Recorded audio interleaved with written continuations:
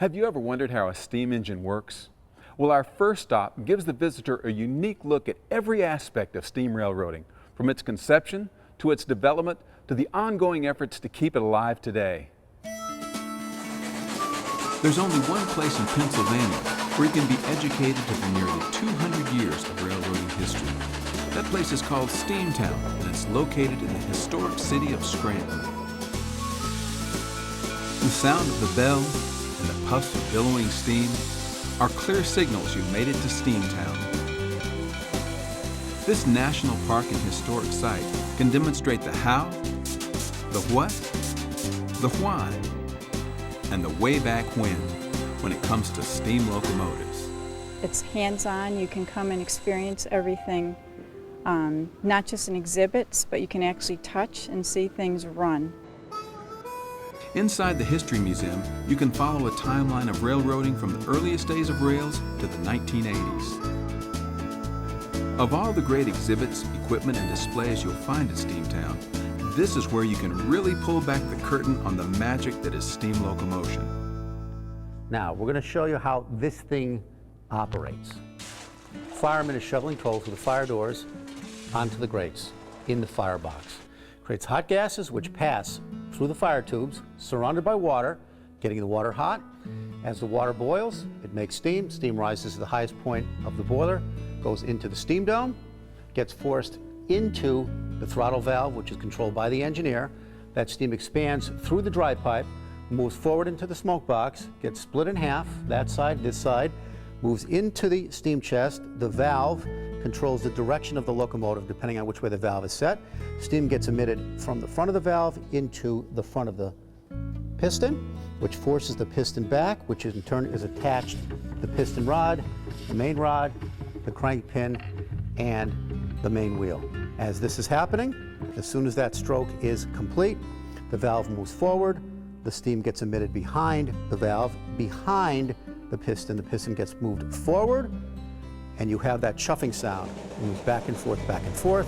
The steam then gets exhausted out of the smokestack, through the smoke box, creating a vacuum, which in turn creates more heat because it's drawing all those hot gases through the fire into the fire tubes, thus making the engine more efficient the faster it goes. That, in essence, is how a steam locomotive operates.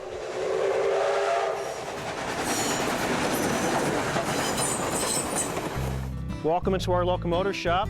Here we have the major repairs take place on the steam locomotives. Steamtown has tours of its massive shop and maintenance facility nearly every day of the year. I am just in awe that I am standing in a building that was built in 1865 during the Civil War, and just so many things around are just so authentically old, and I just love the history. When your tour is complete, you come away with a wealth of knowledge about steam engines. What I learned especially was how much maintenance it takes to keep up a steam engine. I've always known it was a lot, but I never knew that it was half its lifetime would be in the shop. The 54-acre National Historic Site features the smallest steam engine ever built, as well as the largest. I liked my visit here because I like seeing historical things like the Union Pacific's Big Boy right there, and it's important to have places like this around so people can learn about the history of steam engines and the history of other trains.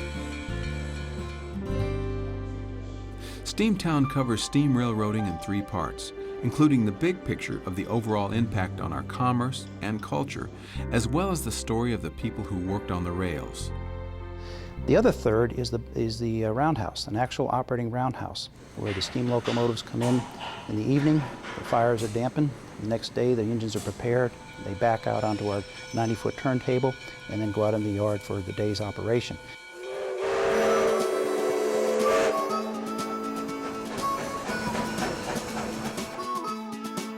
We are an operating railroad. We take people out on mainline excursions, having the mainline steam experience, up them through the Poconos. Today's journey, the train traveled up to Tobyhanna, Pennsylvania. Here patrons disembark for an hour layover before heading back to Steamtown. During the stop, the engine is serviced and many visitors got an up-close and personal look at the process. It It's a massive piece of machinery. Just to stand there and look at it is overwhelming, to feel the sheer power and energy from that type of a piece of equipment. Visitors say nothing rivals Steamtown when it comes to a celebration, as well as an explanation of our great steam railroads. Someone should come here because it really is the true railroad experience. You get to see the trains in the yard, you get to ride them, you get to get up close to them, and there's actually lines still running through here. So it's still a railroad here, not just a museum. We're very proud of this complex. The thrill of a family coming in with young kids to see a steam locomotive, sometimes for the first time, is a thrill in and of its own, and we get excited about that.